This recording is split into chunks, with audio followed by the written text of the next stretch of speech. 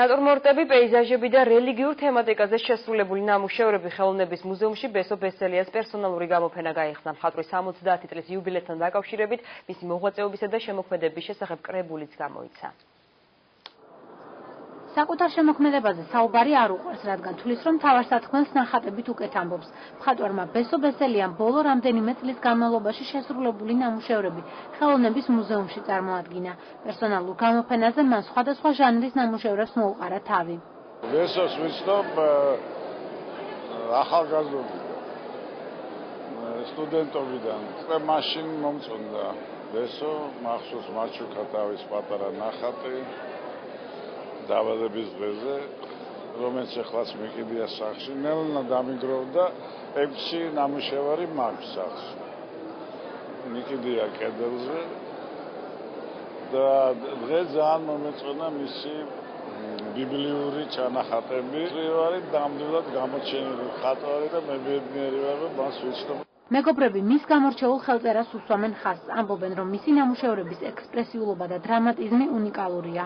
ბესო ბესელიას ნამუშევარს ყველგან იცნობთ. ნებისმიერ გამოფენაზე, სადაც არ უნდა გამოიფინოს, მიხვდებით, რომ ის არის ვახტანგ ბესელია. და ეს არის მხატვრისთვის დიდი წარმატება, იმიტომ რომ საკუთარი ხელწერა ცნობილი გახდება მხატვრისა, ეს არის ძალიან მნიშვნელოვანი. ორმაგი რაღაც ემოცია, სასიხარულო ნამდვილად არის. პირველ რიგში იმიტომ, რომ ეს ჩემი საყვარელი მხატვარია და მეორეც კიდევ იმიტომ, რომ ყოველთვის ასეთი მასშტაბის გამოფენა, რა თქმა უნდა, ყოველი მუზეუმისთვის არის ჩვენება და დიდი, ასე ვთქვათ, დიდი სიხარული. ხელოვანის შემოქმედებაში მრავლადაა აბსტრაქტული კომპოზიციები, ბიბლიური სიუჟეტები, ნატურმორტები და პორტრეტები, რომელთა შორის ბევრი დღეს დამთვალიერებელთა რიგებშიც იყო.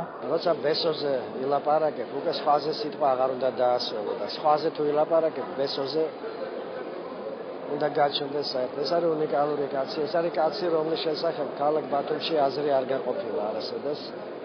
უნიჭერესი მხატვარია და თაობების გამზდელოს ტრაფარეტით რომ შემოვისაზრო და ცით რა არის ბათუმი, იმიტომ არის ბათუმი, რომ თითო როლა ვიტყოდი ბესოსნაირი ხალხის. მხატვარი წელს 70 წლის იუბილეს აღნიშნავს. თარიღთან დაკავშირებით წიგნი გამოიცა, ნაშრომში წლების განმავლობაში ფერმწერის მიერ შექმნილი ნამუშევრები და ბიოგრაფიული ეპიზოდებია ასახული. ძალიან ჰარმონიული, ძალიან რბილი, ნატიფი, დახვეწილი კომპოზიციები აქვს მას და შექმნილი აქვს პორტრეტების არაჩვეულებრივი სერია. ქართული კულტურული მემკვიდრეობის ძეგლების შესახებ აქვს შესანიშნავი პეიზაჟები შექმნილი და საგულისხმოა ასევე